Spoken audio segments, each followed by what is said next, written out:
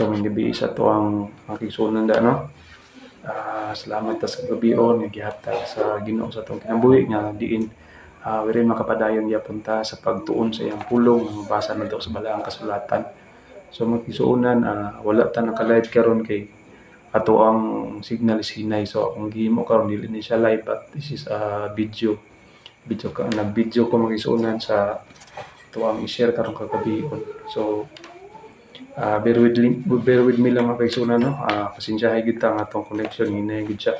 So but after ani nga mahuman ako ng video ako ra po ni i-post akong Facebook page no. So tanaw lang niyo mga kaigsunan kay di kita maka-live from kagabion but I'm doing this karong taknaa jud.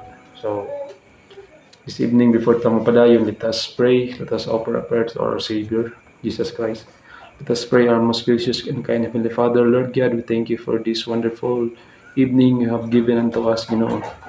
Salamat sa imong kaayo nga sa imong kinabuhi, ingon man Lord God, sa gugma kuloy nga gihatag nimo kanamo nga walay paglubad bisan kami dili matinud-anon amahan, pero ikaw matinud-anon ka nga Dios. Dios ka sa gugma o Dios ka sa kaluoy. Dios ka mohatag panalangin, Dios ka mohatag og kalig-on sa matag usa. Lord God, wala ko'y mahimo amahan kung wala yung panabang. Ngayon man nagapangayo kami kasayloan sa mong mga kalapasan nga mong nahimo da sa imong atubangan amahan. Lord God, dili ako takos kung madalaan imong pulong. Diyos, salamat po ako ka masasala. Salamat Ginoo, pero salamat sa authority nga gihatag nimo sa ko nga gila ko nimo nga anak og gitagaan ko nimo authority nga mosangyaw sa pulong nimo Ginoo nga mabasa sa balaang kasulatan.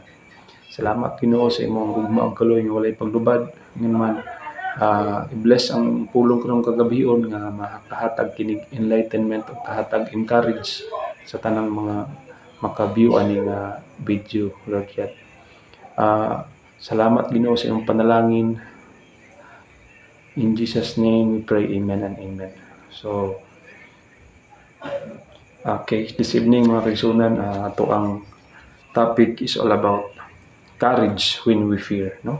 Kung may courage at is na kay kaisog, no? Kaisog pag-abot sa gitawag tag fear. So ang fear mga kaigsunan that is giminingan na siya false evidence.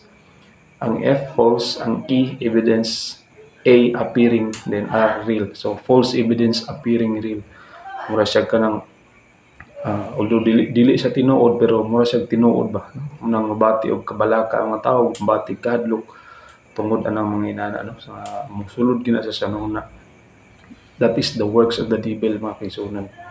Kay ang yawa mosulod gid siya sa una-una sa tawo, and then dili maayong butang ang saksak niya sa tong una-una, tagaan ta niya mga nahuna nga maot nga pangunahuna nga kita maapektahan atong kasing-kasing, kita atong pagkatawo maapektahan kung bati tagkabalaka no, bati tagkahadlok muna nga karong ato ang topic na kaigsunan is all about how to conquer the fear, no? How to overcome the fear, no? Kay ang buhat sa yawa muhatag lagi kadlok, so kung musulod sa tong nahuna magigsuon dili na to sa tawagan na i-entertain, no? Di na to siya pakuanon, di na to siya i-entertain, dili ta mo dwell di magigsuon okay ra makabati ka na but ayaw pagdugay diha, no? Ayaw pagdugay diha kay maguba imong kinabuhi ka magdugay ka diha. Unang palaban ta sa tong buhi nga Dios, ayaw pasudla ang yawa, no? Sa ato ang kinabuhi, dili ang pulong sa Ginoo tong pasudlon kay ang pulong sa Ginoo mura na sa tubig nga isunan nga mulimpyo sa ato ang inner self, ato ang soul, no? Mas living water. So puno na to itong kagalingon pinagi sa pagbasa sa pulong sa Ginoo. Puno na to itong kagalingon pinagi sa pag-ampo sa pagpangalagad sa atong buhi nga Dios. Kay mo na one way nga makapahimo ta sa ato ang buhi nga Dios mga kaigsunan. So kining istorya diri sa atubangan dili ni perfect na tawo, dili man gani tapos magdala sa pulong kay dili pud ko pastor mga kaigsunan. I'm only a member sa church. And nagdala po ko ministry sa church as a choir director kuno. So salamat sa pribilehiyo pabor nga gihatag sa Ginoo nga usata nga magpagamit diya sa buluhaton. Excuse me. Lord God, ang mga igsunan kagabi natay topic about ko about salvation nga gi-share sa atong assistant pastor diri sa Free Baptist Sindangan nga patay kaubanan nga Sunday school teacher o katong member pod sa choir nga nagkanta pod gabi. Excuse me. So, our topic for this evening is all about courage when we fear, no? Courage when we fear, or courage in the time of fear, no? So, unang punto may kisuunan, the Lord will not leave us, no? Klaro kay, the Lord will not leave us. Ang Ginoo dili mo biya sa ato. Muna yung na to, ang Ginoo dili jud mo biya sa ato. Ang tao lang na ay pagbiya sa Dios nga na ay himo nga nagbiya siya sa atong buhi nga Dios, no? Hatag siya mga excuses, hatag siya kanang kuan sa Ginoo, madili siya mga lagad sa Ginoo kay nalingaw siya sa kalibutan sa mga kahilayan sa padya nga na-entertain siya yung kagalingon, entertain yung kinabuhi, no? But pag-abot sa pulong sa Dios, dili siya. Pag-abot sa wali sa mga pulong nga mabasa sa Biblia, pass lang siya. Pag-abot sa invite siya nga sa church, sunod na lang brad, pero wala siya ni accept sa call, no? Pag-abot sa naay mo Bible study niya, ni offer, dili ka brad kay kabalo na ko ana, no? Kabalo na siya. Kabalo na daw siya, no? Muna ilang mga kuan pinulungan. Naapog ko ana, kabalo ko ana. So pero ang tinuod wala, nahilayo na sila sa Dios, no? So the Lord will not leave us. Ang Ginoo dili mo biya kanato magsunan. So in Hebrews chapter 13 verse 5 nagaingon, let your conversation be without covetousness, and be content with such things as ye have, for he hath said, I will never leave thee nor forsake thee. May nakanindot makigsunan, no? Be content with such things as ye have. So naatay kuan ko no nga makontento tas mga things, no? Nga naa to. And for he had said, I will never leave thee nor forsake thee. Dili tabiyaan sa ato ang buhi nga Dios, no? Dili po tayo forsake sa ato ang buhi nga Dios. So, klaro kayong tataw mga kigsunan nga mabasa ra sa Biblia ang Dios dili siya mobiya sa ato. Tungod sa gugma sa Dios, tungod sa gugma niya nimo og sa ako, dili siya mobiya sa imo, dili siya mobiya kanatong tanan, no? Ang tao lang mo ni distansya sa Dios, pero ang Dios nagpabilin daw na siya. Nagpabilin matulundanon ang Dios, anytime pwede ka moduol sa tong buhi nga Dios, pinaagi sa pagampo, pinaagi sa pagbasa sa Biblia, pinaagi sa pagadto sa balay tigumanan aron ma-refresh ang imo ang gitawag og kalag magsunan. So mo na siya magsunan, no? Let your conversation be without covetousness, and be content with such things as ye have, for he hath said, I will never leave thee nor forsake thee. So ato nang kuptan nga promise sa Ginoo. So kay dili pa kakon ato ang buhi nga Dios, no? Di siya mamakak. Kita noon prone kay ta na mamakak. From time to time pwede ta mamakak, pwede ta makaistorya dili mao, no? Pero ang Dios magigsunan dili sa kabaluan. He is righteous, no? Righteous. Matirudaan atong buhi nga Dios. So, ikadahong punto mga kigsunan, under pa din sa unang punto, the Lord is our helper. The Lord is our helper. Kung basahon sa Hebrews chapter 13 verse 6 nagaingon, so that we may boldly say, kung boldly say na kay kanang kaisog ng mga istorya, no? Na kay wala kay kahadlok ng mga istorya, no? Boldly say, the Lord is my helper. No? The Lord is my helper. So that we may boldly say, the Lord is my helper, and I will not fear what man shall do unto me. No? Klaro kayo magsunan, no? I will not fear what man shall do unto me. So mga kigsunan, dapat natay kaisog, no? Nga dili ta mahadlok kung sa buhaton sa atong isig katao sa tuwa ano man. Kaya atong Dios first and foremost dili sa mobiya sa ato. He will not leave. He had said, I will never leave thee nor forsake thee. And then makaingon ta nga may kaisog nga ang atong Ginoo is our helper, na helper na to atong buhi nga Dios. Atong helper dili basta-basta. Siya magtatabang pero siya tag-iyas kalibutan, siya tag-iyas imong kinabuhi. No? Siya tag-iyas panalangin, siya tag-iyas sa mga butang, no? Siya tag-yes sa lapi, no? Siya tag-yes tanan. So helper pa ginato siya. Di ba ka malipay ang makaigsunan nga na kay itawag og helper nga tag-yes kalibutan, no? Tag-yes panalangin, hari sa tanang hari. So that is a great blessing mga kaigsunan. Atong nasayran karon mga kaigsunan nga atong Ginoo is helper day siya. Helper siya nato, and I will not fear what man shall do unto me. Mo nang dili ta mahadlok mga kaigsunan, no? Sa kung saon ta sa atong isig katawo. Nga naman kay na atong helper nga mao si Jesus Christ. Siya atong magtatabang in times of trouble. No? Sa ligyan nato nga verse mga kaigsunan, no? So ano siya? So that we may boldly say, the Lord is my helper, and I will not fear what man shall do unto me. So, kinsa man ang mga kadlok da kabalaka, no? Ato na nang ihiklin na nato na. Kwaon na nato sa tong kagulingon. Kay that is the work of the devil. Hadlukon na kita niya, no? Hadlukon kita niya karon mawala tas pagpangalagad, no? Aron mabira ka diya sa kahilayan kay paimnon kag kuan, tanduay ana. Aron mahubog ka, isog na kay ka. Ngita ni kag-away, patay. Ngita na rin ka, sagit-sagit na rin ka, magmaoy na rin ka. Isog na kay ka, kaya nga naman, nahubog naman ka. Ang kuan to, espiritu sa bino, no? Ang espiritu sa yawa, ka-drive sa imo. Inam na kagtanduay di aron, kulapo ba ka na di, ridors ba ka na di, emperador ba ka na, kung sa mga klaseng mga ilimnon nga makahubog, no? So, magawas imong kaisog, masigit-sagit na dahin ka. Pero, dili ka hubog. Butan pa ka sa itoy behave king bata, no? Nga naman na. That is because of natay kahadlok. And then atong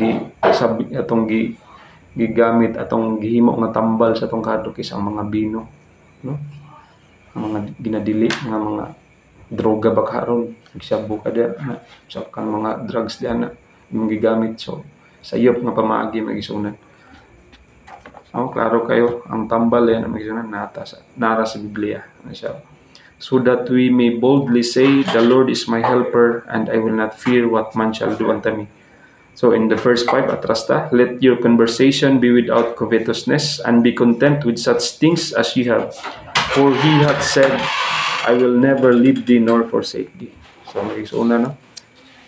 Klaro kay sa Biblia, yun, dili tabihan sa tambuhi ng Diyos. Di po tayo forsake niya. Di niya nga kanang dili tayo ilhon niya. Dili. Gila ta sa pangbuhi ng Diyos as mga anak. No? Children of God. So, ikaduhang punto mag-isunan, be strong in the Lord.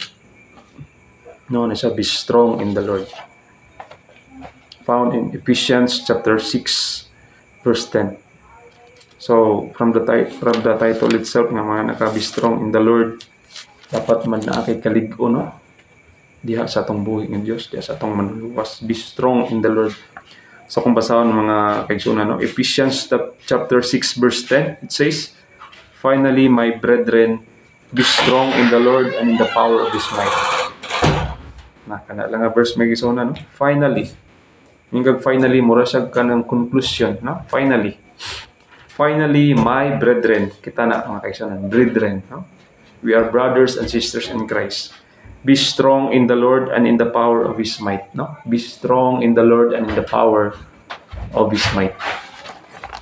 Dapat natay kaisog, no? Diya sa pangalagad nato sa tambuhi nga Dios. Be strong in the Lord. No? Verse 10, finally, my brethren, be strong in the Lord and in the power of His might. No? Etong buhi nga Diyos na sa dahom. Grabe, mighty power. Powerful kay itong buhi nga Diyos. May isunan. Dapat magalig-on po ta diya sa itong buhi nga Diyos. Be strong in the Lord and in the power of His might. No? Be strong in the Lord. Na magani mga kabalaka, mga hadlok. Hinumduman din nato nga verse, Ephesians chapter 6 verse 10. Finally, my brethren, be strong in the Lord and in the power of His might. Wala na makalupig sa gawom sa Dios. Saligyan nato na, no? So, ang ikatulo nga punto, put on the whole armor of God. suoto na to ang tanan nga armadura, no? Gihatag sa Dios ato aron di ta lupig sa yawa, no? Itong basahon Ephesians chapter 6 verse 11 to 18. Itong basahon kay suna na. Put on the whole armor of God that ye may be able to stand against the wiles of the devil. For we wrestle not against flesh and blood, but against principalities, against powers, against the rulers of the darkness of this world, against spiritual wickedness in high places. Verse 13, wherefore take unto you the whole armor of God, that ye may be able to withstand in the evil day, and having done all, to stand.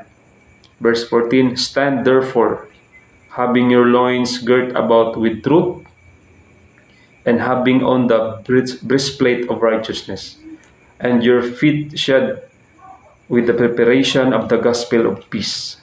Verse 16, above all, taking the shield of faith, wherewith ye shall be able to quench all the fiery darts of the wicked, and the helmet of salvation, and the sword of the Spirit, which is the word of God.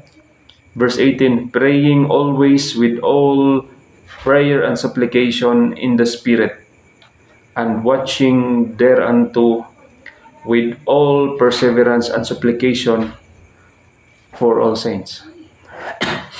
Sa dato makikisunan, suoto na to ang armadura, no? Magihatag sa Dios. Wherefore, take unto you the whole armor of God. Whole armor of God. Itong suoton, that ye may be able to withstand in the evil day, and having done all, to stand. So, dili na siya literal makikisunan nga musuot tag helmet, suot tag breastplate, magdala tag kanang sundang espada, sword, no? Dili siya literal makikisunan. It is symbolic ni siya makikisunan, no? To stand therefore, having your loins girt with truth, no? Itong ipakos ang kamatuoran, and having on the breastplate of righteousness, kanang breastplate, kanang sanggadura dili sa dughan. Sa unang panahon magud naman na sila mga gitawag og mga breastplate, ilang suot nga sanina dili sa dughan. Made of na siya kanang butang nga dili madudtan sa bangkaw baka ron, or kanang sa sword baka amoigo diri, no? Kayang gubat sa una pagigaway pinaagi man sa fencing o mas mga bangkaw sa pana sa unang panahon. So suoto na to dahil, no, ang loins girt of truth, bakos na to ang kamatuoran, and then the breastplate of righteousness, no? And your feet shod with the preparation of the gospel of peace, and above all taking the shield of faith. Taking the shield of faith, natay shield, taming pagtuo diya sa itong buhi nga Dios. Taking, above all, taking the shield of faith, wherewith ye shall be able to quench all the fiery darts of the wicked. No? Ngaron, dili ta mahimong maigo ta sa kuan sa yawa, no? Bangkaw sa yawa, pana sa yawa, nga mo duol, natay shield. Pwede na to, kabiran na to ang kaugalingon. Shield, no? Shield of faith. Natay shield of faith. And take the helmet of salvation. So natay helmet of salvation. Ang katong kaluwasan gihatag sa tong buhi nga Dios, ato siyang ibutang kanunay sa tong manhuna kasing-kasing nga ang kaluwasan nga libre ang gihatag sa atong buhi nga Dios, nga naangkonan na nato. Himo na to sa Jesus Christ as our personal Lord and Savior sa atong kinabuhi, no? Na taking the helmet of salvation, and last, and the sword of the Spirit, which is the word of God. So ang espada rin magisunan, no? Which is the word of God. Ang word of God that will be found in the Bible. So mo din natong mga taming magisunan, natay taming of shield of faith, natay helmet of salvation, natay sword of the Spirit, which is the word of God. Ang atoang kuan, loins girt, truth, loins girt with truth, and breastplate of righteousness. Mo din na itong armadura mga igsunan mo na ipasuot sa tong buhi nga Dios ato aron dili ta mapildi, di ta mapukan kung sulayon ta, di ta mapukan kung kontrahon ta, di ta mapukan kung ang yawa tiradahan ta sa yawa. So ang verse 18 ay siya praying always, no?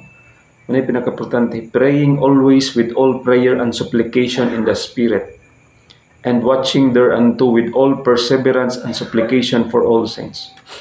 Praying always. Ibutang na si William Higson nga, pray without ceasing. Kaya nga naman, ang mga pagsulay, mga yawa, maukaan dyan na anytime na ma-attack yun sila mag-igsunan. Ma-attack yun na. Maurag yun na trabaho sa yawa. Atakon na gid ka. Sudlo ni mong una-una. Tagaan ka ng mga circumstances nga paminaw ni mo. Hopeless na ka.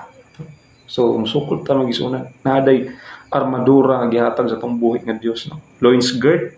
Sa to, loins girt of truth. Pagkos na to. Kanang kamatuuran. Atong breastplate of righteousness. No? Righteousness. Atong tiil. Preparation for the gospel of peace. Maglakaw ta diya sa kamatuuran.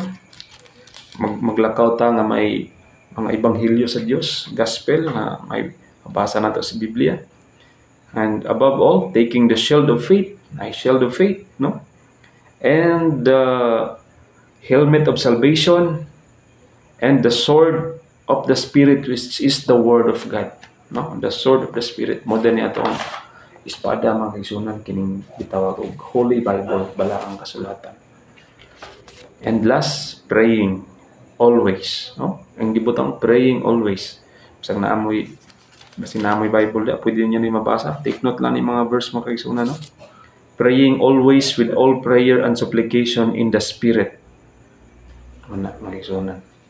Natay mainampuon ta nga pagkatao, no? Every time natay pwede ta makaampo sa gasa ta. Nata sa tong trabaho. Sakit ang motor, no? Nabaklay ta sa dalan. Naka sa CR, pwede ka mag-pray. Naka sa inyong balay, before ka matulog, inigmata niyo mag-pray ka. So, praying always with all prayer and supplication in the Spirit. No? Gambo ta diya sa Espiritu o kamatuoran. So, mga kaigsunan, muna ito ang topic karon, no? Katong courage when we fear. No? First, unang punto, the Lord will not leave us. Found in Hebrews 13 verse 5, no? Dili mo biya ang Dios kanato, ang tao lang mo inibiya sa atong buhi nga Dios. Pero ang Dios never na siya mobiya sa ato. Manang paduol ta sa Dios mga kaigsunan. Na may mga trials, temptation, mga storm sa kinabuhi. Rest assured ang Dios dili mobiya nato. Muna atong panalangin, muna ato ang muna atong nonoon mga kaigsunan. Nga ang Dios may nakanindot ako na storm sa atong kinabuhi, na ipagsulay ang Dios di mobiya sa ato. Salig kita sa tamboy ng Diyos. Kaya siya rin ang makahatag ng kasulbaran sa itong mga problema. Sa storm sa itong kinabuhi, that is temporal. Temporal lang ang storms. No? We must settle for eternal. No? Storms, temporal. Pwede na manduan sa Diyos. Wala ng storm. Sakto na ang storm. No? And makatagamtam kag victory. No? Ma-overcome ni mo ng storm. Pinagi sa tabang sa itong buhay ng Diyos. The Lord will not leave us. Hebrews 13 verse 5. The Lord is our helper. Hebrews 13 verse 6. Ato ang Dios is ato ang magtatabang. Helper in times of trouble. Dili lang in times of trouble, helper in times of problems, helper in times of sickness, helper in times of necessities, helper in times of na yung mga panginhanglanon, no? Helper in times of naatay mga kulang tagkaalam, pwede ta mga isa itong buhi ng Diyos. No?